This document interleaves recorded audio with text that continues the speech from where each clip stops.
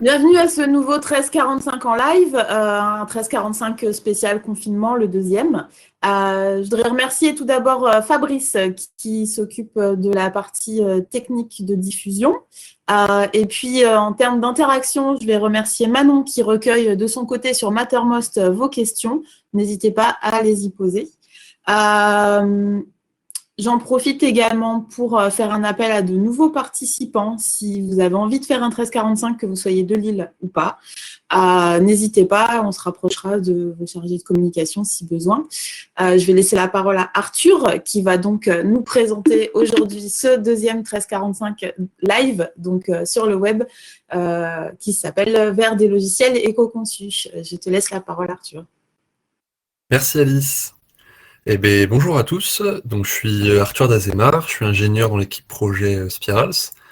Et donc aujourd'hui, je vais vous présenter les travaux de Spirals qui sont réalisés en ce moment autour de l'éco-conception logicielle. Alors, je vais vous présenter un petit peu comment va se dérouler cette présentation. Alors, pour commencer, je vais vous parler de la pollution numérique. Donc, je pense que c'est des choses que vous connaissez déjà, mais ça vous permet, ça va nous permettre d'avoir déjà une base pour lancer la suite de la présentation. Et surtout de remarquer que le secteur du numérique pollue beaucoup et d'explorer un petit peu les solutions qui sont proposées pour essayer de réduire cette pollution. Alors dans cette problématique, nous, chez Spirals, on se positionne sur essayer de réduire la consommation qui est induite par les logiciels. Et donc là-dessus, je vais vous présenter du coup les travaux réalisés dans ce sens-là. Donc deux travaux. Le premier, déjà, quand vous essayez de réduire la consommation de quelque chose, il faut déjà être capable de la mesurer. Donc je vais vous présenter le fonctionnement de Power API, un outil qui est développé par Spirals depuis quelques années et qui permet de mesurer du coup la consommation d'autres logiciels. Et enfin, je vais vous présenter les axes de recherche qui sont en ce moment explorés afin de répondre à cette problématique de réduction de consommation. Alors c'est parti, on commence par la pollution numérique. Alors on ne s'en rend pas forcément compte comme ça, mais le secteur du numérique, c'est un secteur qui pollue énormément. Donc c'est 4% des émissions mondiales de gaz à effet de serre qui sont émises tous les ans. Donc 4%, c'est pas, ça paraît pas beaucoup comme ça, mais si vous voulez une comparaison un peu à la louche, c'est à peu près un tiers des émissions de gaz à effet de serre qui sont émis par l'ensemble du secteur du transport. Donc le secteur du transport, c'est l'ensemble des voitures, des bateaux, des avions, des camions qui transitent pendant un an sur la Terre entière. Voilà. Donc c'est-à-dire que si on éteignait le parc informatique du secteur du numérique, eh bien, ça correspondrait en fait à enlever un tiers de tous ces camions, avions, bateaux, voitures. Voilà, donc pour vous représenter un petit peu ce que ça représente en termes de pollution. Donc c'est un secteur qui pollue beaucoup, et surtout, donc là les chiffres que je vous présente, c'est les chiffres de l'ADEME, les chiffres de l'Agence de la transition écologique en France. Donc c'est un secteur qui pollue beaucoup, mais c'est aussi un secteur qui est en constante augmentation en fait. C'est-à-dire que l'ADEME nous dit qu'en 2025, la part du secteur du numérique dans la pollution mondiale pourrait doubler, passer du coup à 8%, ce qui est assez énorme. Donc on a vu que le secteur du numérique polluait beaucoup. On va essayer de voir un petit peu à la loupe comment est-ce que cette pollution se répartit et d'où est-ce qu'elle vient. Donc le secteur du numérique, on peut le diviser en trois parties. On a les data centers, les infrastructures réseau et le matériel personnel informatique. Donc pour vous présenter un peu ce que sont ces trois secteurs, je vais faire une petite analogie de plomberie. Donc imaginons que vous vouliez boire de l'eau en ouvrant votre robinet. Votre eau, en fait, elle va être stockée dans un château d'eau. Elle va être acheminée jusqu'à votre robinet par un réseau de distribution d'eau. Et donc, quand vous ouvrez votre robinet, du coup, ça passe du château d'eau jusqu'à votre robinet par ce réseau de distribution. Et bien, en fait, on peut considérer qu'Internet, ça fonctionne un peu de la même façon. Par exemple, si vous voulez regarder une vidéo YouTube, votre vidéo YouTube va être stockée sur des serveurs qu'on appelle des data centers. Donc un data center, en gros, c'est un énorme hangar qui contient plein de serveurs, donc des grands ordinateurs qui stockent du coup toutes ces données. Donc, par exemple, les vidéos YouTube. Et donc, comme vous voulez regarder une vidéo YouTube depuis votre ordinateur personnel ou votre smartphone, et bien comme pour le réseau de distribution d'eau, vous allez avoir un réseau qui s'appelle Internet, qui va être chargé d'acheminer cette vidéo jusqu'à votre smartphone, par exemple. Et donc ce réseau de distribution, enfin ce réseau Internet, il est composé de câbles, de routeurs Wi-Fi, de switch, enfin, voilà, tout un tas d'appareils qui consomment eux aussi beaucoup d'énergie. Voilà, donc cette consommation, enfin cette pollution, d'où est-ce qu'elle vient? Elle vient donc de deux choses. À la fois la consommation d'énergie, c'est-à-dire que quand vous envoyez de l'électricité dans un appareil, cette électricité, elle a été produite quelque part. Et que ce soit des énergies renouvelables ou des centrales à charbon, eh bien, cette production d'énergie, en fait, elle va émettre des gaz à effet de serre. Donc, plus ou moins selon le type de production, mais ça en produit quand même. Donc ça, c'est la première chose. La deuxième chose, c'est aussi la pollution qui est due à la production des équipements.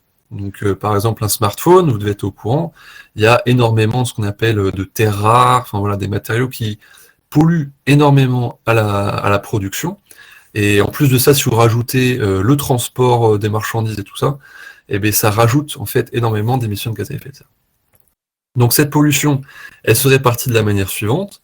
Donc on a un quart de la pollution qui va être due aux émissions des data centers, un gros quart qui est dû aux infrastructures réseau, et une petite moitié qui va être due aux équipements électroniques personnels. Donc le secteur du numérique s'est rendu compte qu'il polluait énormément, et donc du coup, il y a plusieurs solutions qui ont été mises en place. Donc, par exemple, mettre les data centers dans des zones froides, pour éviter d'avoir à utiliser de l'énergie pour refroidir en fait les serveurs.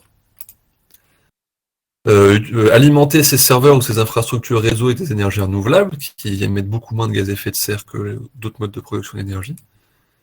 Et globalement, les constructeurs essayent de faire du matériel qui est le plus efficient possible, c'est-à-dire qui arrive à être performant tout en utilisant le moins d'énergie possible, donc en polluant le moins possible. Donc tout ça c'est super, le problème c'est que c'est pas parce qu'on a du bon matériel que en fait on va moins polluer, parce qu'encore faut-il être capable de l'utiliser correctement. Donc pour expliquer un peu la problématique, je vais vous raconter une petite histoire qui va vous expliquer ça en détail. On va parler de Bob qui s'est acheté une voiture écolo, c'est-à-dire une voiture qui, pour un nombre de kilomètres donné, va consommer le moins d'énergie possible. Alors donc une voiture par exemple hybride, enfin voilà, des choses comme ça. Alors Bob, il est content parce qu'il a acheté sa voiture. Le problème c'est quand il va comparer sa facture d'essence avec ses collègues qui ont une voiture un peu plus ancienne, mais qui font à peu près le même trajet que lui, il se rend compte que sa facture, elle n'a pas forcément changé. Alors, pourquoi est-ce qu'elle n'a pas forcément changé? Quand on regarde un petit peu, les collègues de Bob, en fait, eux, ils ont une conduite qu'on pourrait appeler plutôt tranquille. C'est-à-dire qu'ils ne vont pas forcément appuyer sur l'accélérateur, ils vont au bon rapport de vitesse, voilà, quelque chose comme ça. Et du coup, ce qui permet en fait d'avoir une consommation d'essence, même s'ils ont une voiture qui est un peu plus ancienne, qui consomme un peu plus, sur le trajet global, ils auront consommé une quantité d'essence raisonnable. Par contre, Bob, lui, il a une conduite qui est un peu plus nerveuse en fait. Il va faire plus souvent des accélérations qui ne sont pas forcément nécessaires, il ne respecte pas forcément ses rapports de vitesse, ce qui fait que du coup, sa voiture va consommer plus, alors que son moteur est censé consommer moins. Et donc, à cause de ça, en fait, il va consommer à peu près autant d'essence que ses collègues qui ont une voiture un peu plus ancienne et moins écolo que lui. Voilà, donc on voit qu'en fait, avoir du bon matériel, ça ne suffit pas. Il faut être capable de l'utiliser correctement, en fait, et d'avoir une conduite respectueuse du coup de l'environnement. Alors là, on était dans le monde de la voiture, on va essayer de revenir dans le monde du logiciel. Donc pour faire un parallèle avec le logiciel, donc ce qu'on peut dire, c'est que notre voiture, c'est l'équivalent de nos équipements personnels, nos ordinateurs, nos smartphones. Et le pilote de la voiture, en fait, ce sont les logiciels. Parce que c'est jamais vous, utilisateur, qui allez directement manipuler le matériel. Vous manipulez un logiciel, et c'est le logiciel en fait qui vous offre un service en pilotant, en conduisant lui-même le matériel. Donc voilà, du coup ce qu'on voit c'est que on a du bon matériel, mais il faudrait que nos logiciels soient capables de les piloter, de les conduire, de les utiliser correctement. Et donc pour ça, c'est un travail du coup de développement. Et donc les développeurs peuvent poser la question, comment est-ce qu'on peut concevoir un logiciel pour qu'il consomme le moins d'énergie possible?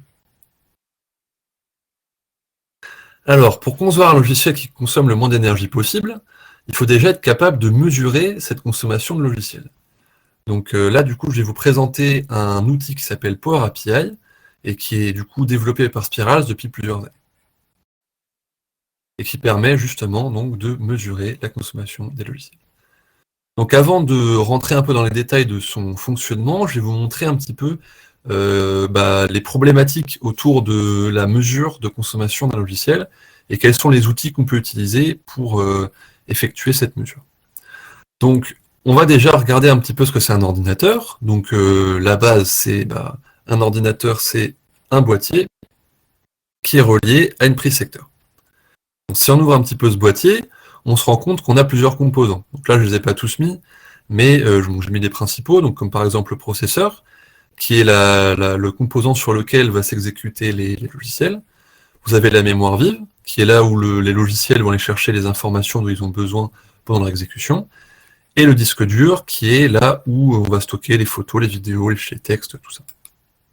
Et donc, comme on a dit, sur ce processeur va tourner des logiciels qui du coup vont consommer une partie de l'énergie qui est allouée au processeur. Donc ce qu'on remarque, c'est que on a donc du coup une prise secteur qui alimente notre boîtier, et donc cette alimentation, après, elle va être répartie entre les différents composants. Donc maintenant, ce qu'on veut, c'est essayer de mesurer un petit peu toute l'énergie qui transite dans ce boîtier. Donc si on veut par exemple mesurer l'énergie de notre machine entière, c'est assez simple. On peut poser un petit dispositif entre la prise secteur et notre boîtier, et ce dispositif va nous dire du coup l'énergie qui a été consommée par le boîtier entier, notre ordinateur complet. Après, on peut aller un petit peu plus finement, c'est-à-dire que les constructeurs ont inclus en fait des sondes sur certains matériaux, donc, par exemple pour le processeur, qui permettent en fait de mesurer l'énergie qui a été injectée dans le processeur à un instant T.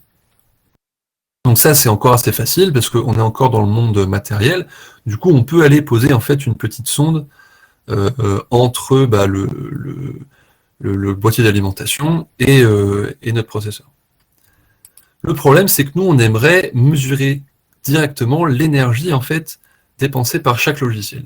Et ça, c'est un peu plus compliqué parce que là, du coup, on passe dans le monde virtuel et dans ce monde-là, on ne peut pas aller poser de petites sondes en fait entre le processeur et notre logiciel.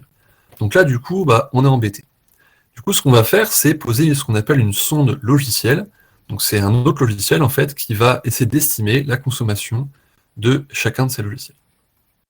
Donc ce logiciel, c'est Power API, et donc il est développé par Spiral depuis un petit moment, et donc maintenant, je vais vous expliquer un petit peu comment il fonctionne, et voir qu'en fait, c'est un problème de répartition de l'énergie qui a été mesurée sur l'ensemble du processeur pour essayer de la répartir entre les différents logiciels. Alors, on va du coup reprendre exactement le même problème que tout à l'heure, c'est-à-dire on a trois logiciels, donc Firefox, le système d'exploitation, donc ce soit Windows, Linux, ce qu'on veut, et VLC, pour regarder des vidéos. Voilà, donc on a ces trois logiciels, et on a mesuré du coup une consommation totale du processeur, et on aimerait bien savoir cette consommation, comment elle se répartit entre ces différents logiciels. Donc pour ça, on va représenter la consommation qu'on a mesurée avec des petites capsules qui vont représenter chacune une unité d'énergie. Et donc on a le problème suivant, on aurait du coup répartir ces unités d'énergie entre les différents logiciels qui tournent sur notre processeur. Voilà.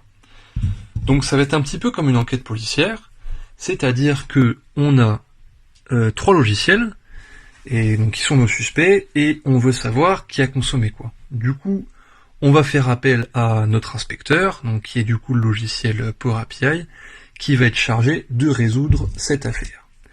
Alors comme dans une vraie enquête criminelle, le problème c'est qu'on ne peut pas vraiment faire confiance aux suspects pour nous donner des informations fiables. Donc on n'est pas capable de leur demander qu'est-ce que chacun a consommé comme énergie.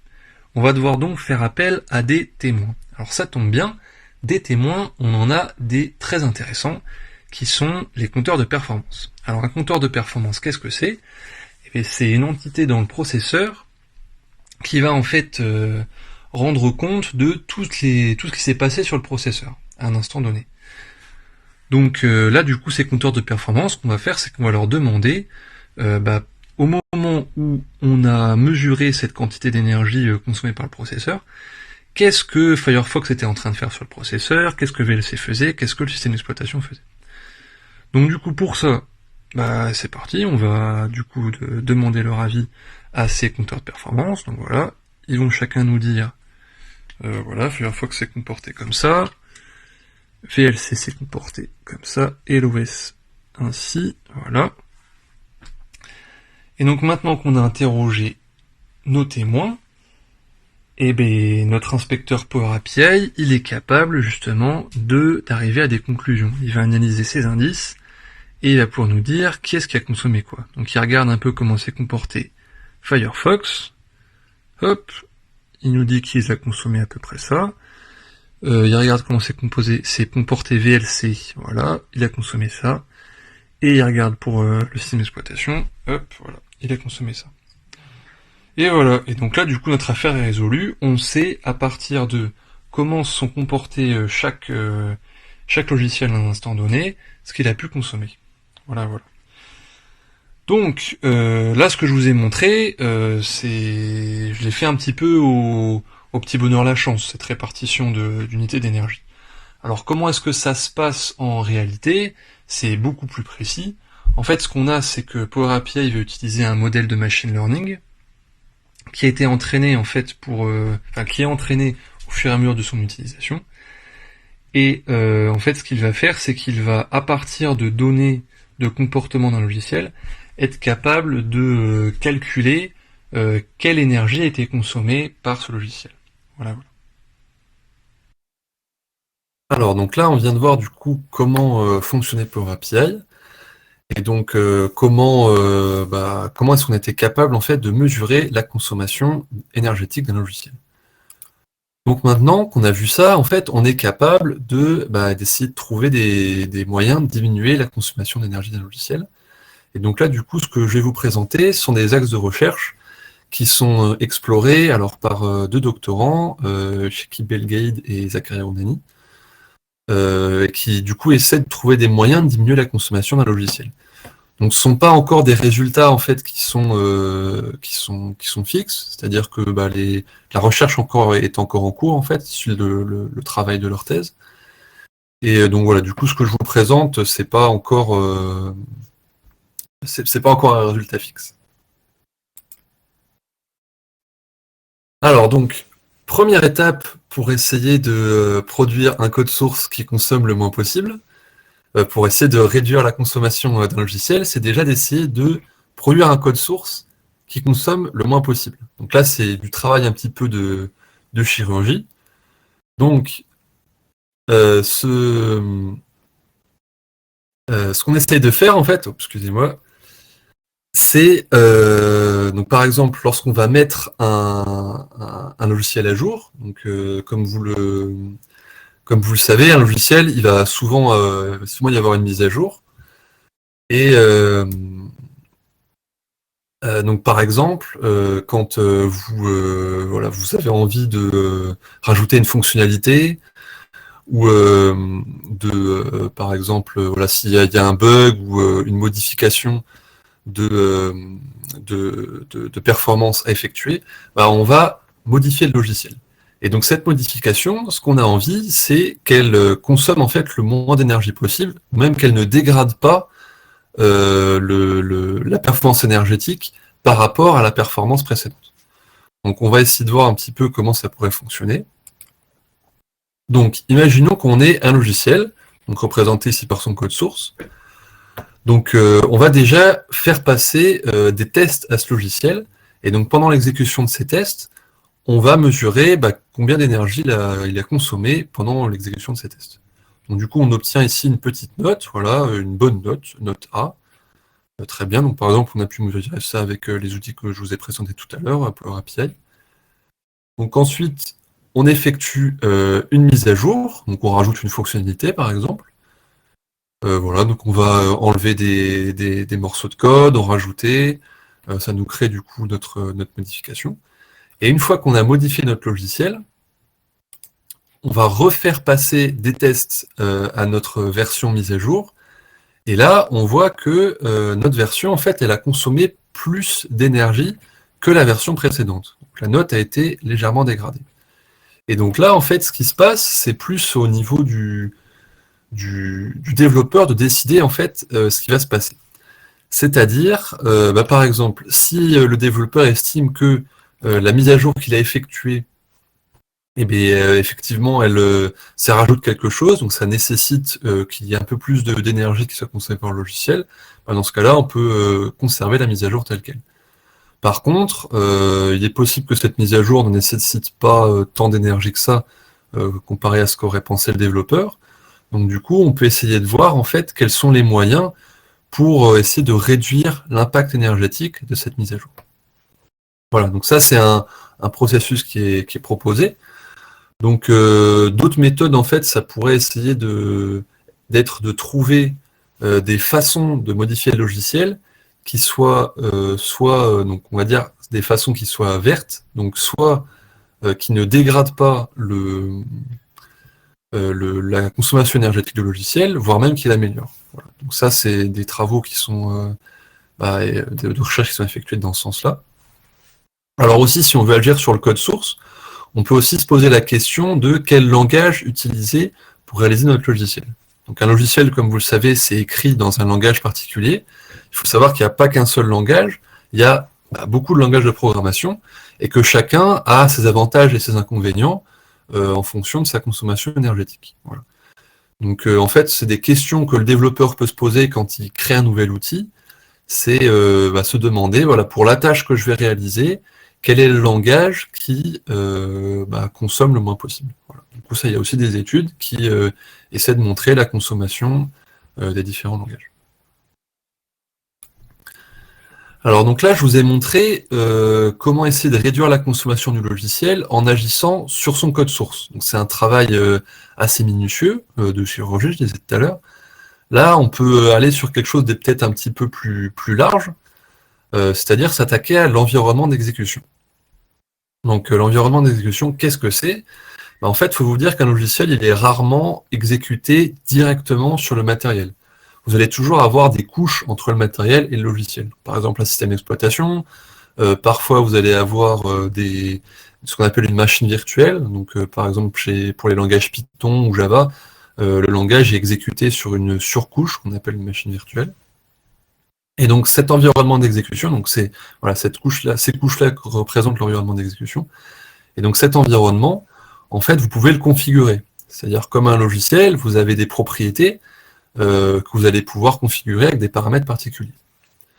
Et donc on peut essayer en fait de trouver des paramètres qui font que lorsqu'on exécute un logiciel dans cet environnement qu'on a au préalable configuré, il va consommer moins d'énergie que si on l'avait pas configuré du tout, par exemple.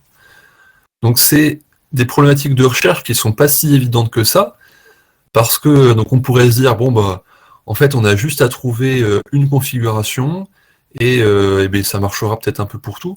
Alors en fait pas vraiment, parce que ces paramètres de configuration peuvent changer en fonction du type de logiciel qu'on utilise, et donc de la tâche que le logiciel veut réaliser. Donc du coup, ce qu'on essaie de trouver, c'est essayer d'avoir en fait, pour un type de logiciel, des paramètres d'exécution donnés qui permettent de minimiser l'énergie qui sera consommée par ce logiciel. Donc, du coup, là, voilà, il y a plusieurs propositions, en fait, afin d'essayer de réduire la consommation d'un logiciel. Et en fait, ce qu'on se rend compte, c'est un problème en fait assez général, c'est que c'est super de proposer des outils, des nouveaux modes de développement, voilà, des nouvelles techniques, mais encore faut-elle qu'elle soit acceptée en fait et transmise dans les entreprises et acceptée par les développeurs.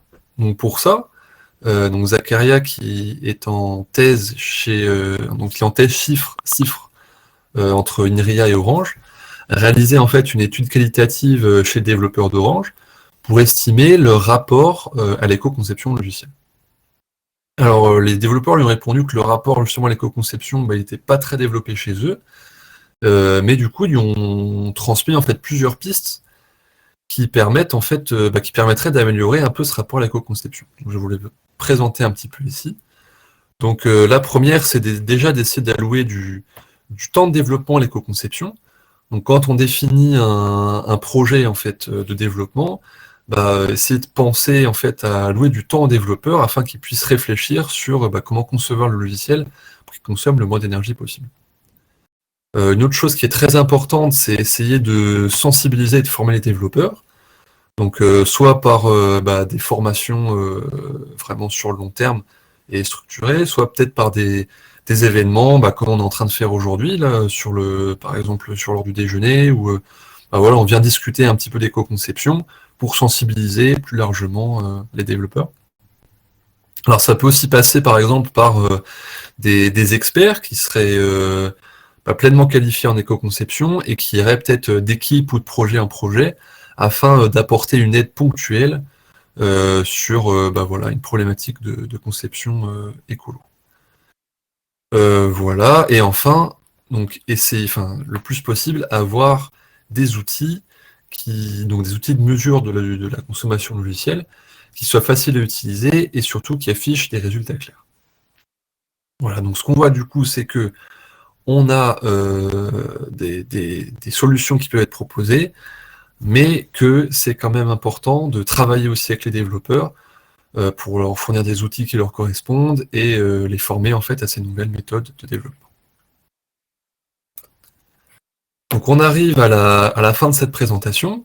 Donc du coup, ce que je vous ai présenté aujourd'hui, c'est donc que le secteur du numérique, du coup, ça pollue pas mal.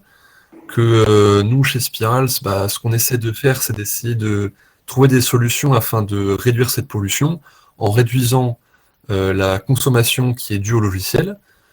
Pour ça, du coup, on a un outil en fait qui permet de mesurer la consommation d'un logiciel. Et à partir de ces mesures, en fait, on essaie de proposer des solutions, des nouvelles méthodes de développement afin d'avoir des logiciels qui consomment le moins possible et du coup qui polluent le moins possible. Voilà, donc du coup les travaux que je vous ai présentés, donc d'abord Power API, c'est un logiciel donc, qui est développé depuis un moment par Spirals.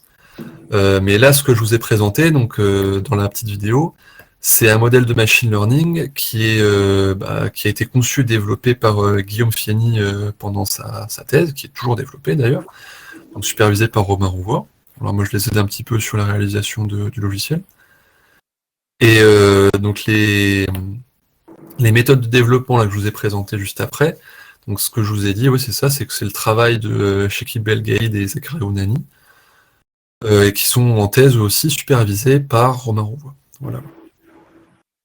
Donc voilà, donc du coup ce qu'on peut voir c'est que effectivement il y a des solutions qui se présentent à nous, mais comme on disait avec le parallèle de la voiture, c'est pas parce qu'on aura le matériel qui consomme le moins possible avec un logiciel qui est très optimisé pour bien le piloter que ça fera tout le travail.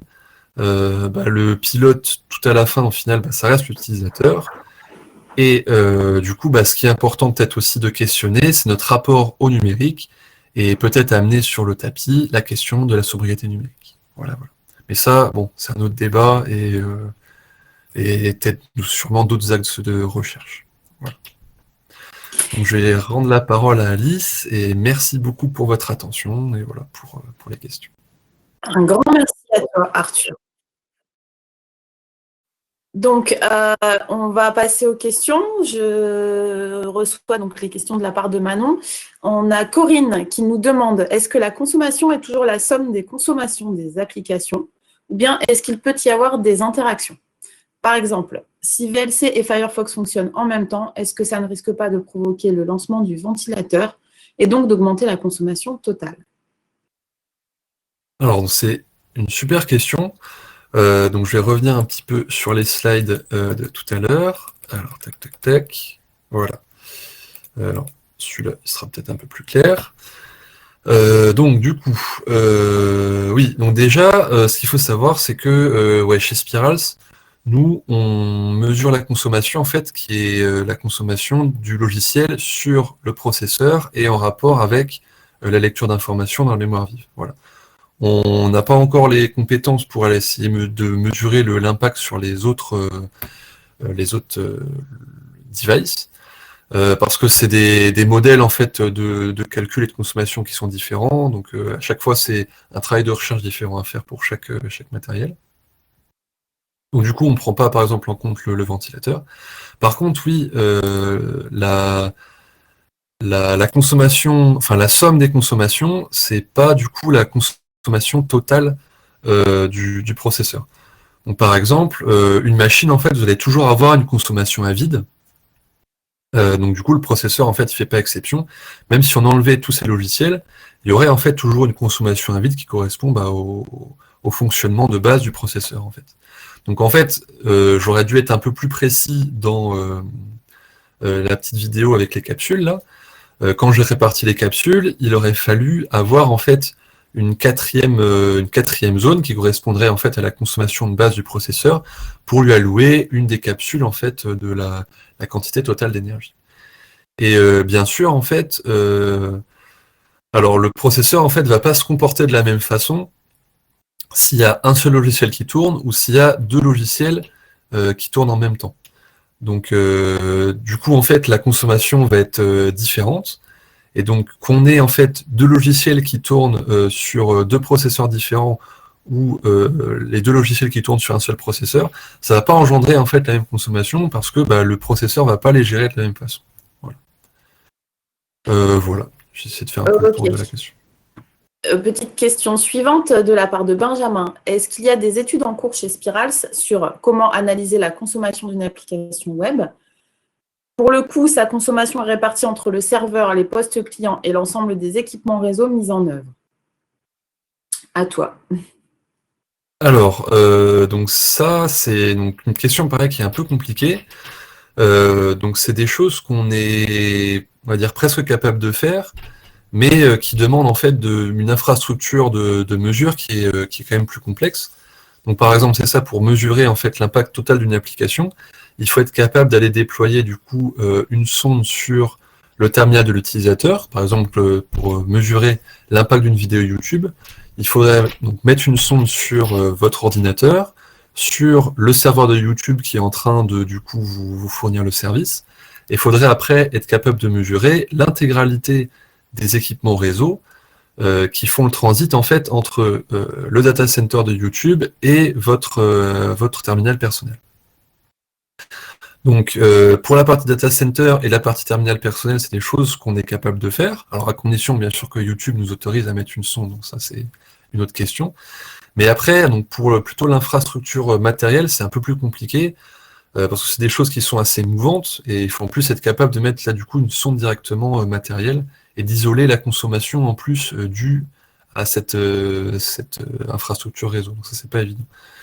Par contre là par exemple on a un petit projet, donc c'est plus sur l'utilisation d'intelligence artificielle, de machine learning, où du coup en fait on est sur des serveurs Grid 5000 et on va essayer en fait sur un cluster d'isoler donc à la fois un serveur, un client, et vu que sur Grid 5000 en fait on maîtrise nos infrastructures réseau, là on peut en fait aller mesurer donc quand un serveur envoie des informations à un client, quelle va être la quantité d'énergie consommée par les infrastructures réseau. Voilà. Donc c'est des choses qu'on peut simuler dans des environnements restreints, mais on va dire en production dans le monde réel, c'est un peu compliqué.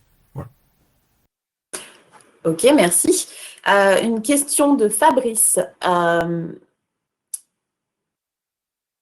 Oui. Y a-t-il des erreurs de mesure de consommation à gérer? Alors oui, il y a des erreurs de consommation à gérer. Alors ce qui est intéressant, c'est que du coup le modèle là proposé par Guillaume Fieny, c'est que donc SmartWatts, il est capable en fait de se recalibrer automatiquement quand il trouve une erreur qui est trop grosse, en fait, quand il se rend compte que les mesures qu'il a effectuées sont incohérentes. Donc il est capable en fait de changer son modèle en fait au fur et à mesure de l'exécution. Par contre, ça reste un modèle de machine learning, donc il ne va pas nous donner précisément l'énergie qui est consommée, ça reste une estimation mathématique. Et donc du coup, forcément, en fait, vous avez toujours une erreur de calcul. Mais après, c'est pas quelque chose qui est très grave, parce que le but, c'est pas d'avoir la consommation précise du logiciel. C'est justement ce qui a été relevé par l'étude en fait qualitative qui a été faite auprès des développeurs. Savoir combien de watts ou combien de joules a consommé un logiciel, ça les intéresse pas. Eux, ce qu'ils veulent plutôt savoir, c'est par exemple, si le logiciel a consommé plus qu'avant. Donc, quand on modifie le logiciel, voilà, on mesure avant, après, et on veut comparer en fait deux montants d'énergie. Après, s'il y a 5% d'erreur, c'est pas très grave. Si on observe une augmentation ou une diminution, c'est plus ça qui va intéresser le logiciel. Donc là-dessus, l'erreur, si elle reste assez faible, elle n'est pas très grave. D'accord. Et donc, une dernière question de Marie-Bénédicte. Concrètement, qu'est-ce que tu peux nous conseiller pour diminuer notre consommation en termes d'énergie informatique? Alors, ce que je peux vous conseiller, donc du coup, ça sort un petit peu du cadre de Spiral, c'est parce que donc nous, les études se focalisent plutôt sur les développeurs, mais pour des utilisateurs, en fait, c'est ce que je disais à la fin, c'est vraiment essayer de repenser en fait le rapport au numérique. C'est-à-dire, là aujourd'hui, ce qui fait que le numérique pollue beaucoup, c'est qu'il est en fait très fortement utilisé et que ça va aller de plus en plus fort. Donc du coup, essayer de repenser son rapport en repensant peut-être une espèce de sobriété numérique. C'est-à-dire, aujourd'hui, on a tendance à consommer des vidéos dans des qualités très très grandes. On en consomme des montants qui sont assez importants. Par exemple, essayer de réfléchir à comment est-ce que je peux peut-être déjà réduire le montant de vidéos, voire peut-être même la qualité que je consomme. Voilà, essayer d'avoir plutôt peut-être ces vidéos en local plutôt que d'aller les chercher régulièrement sur un serveur. Enfin voilà, il y a beaucoup de choses là-dessus. Alors après, bon, ça c'est pas vraiment mon domaine, mais essayer essayer de stocker le moins de choses possible sur les data centers, par exemple les mails. Enfin voilà, il y a toute une politique là-dessus. C'est tout un sujet à développer, hein, ça pourrait peut-être même être l'occasion de faire un autre 1345, mais voilà, il y a beaucoup de choses à faire sur le rapport à la sobriété, en fait, plutôt. Voilà. Très bien. Un grand merci, Arthur, pour avoir participé. Merci à tous. Je rappelle que la vidéo a été enregistrée, sera disponible sur INRIA Channel, dans la playlist médiation. Voilà. Encore un rappel, n'hésitez pas à me contacter ou contacter vos services communication pour faire un événement de ce type. Et puis, à la prochaine pour un nouveau 1345 en live. Au revoir.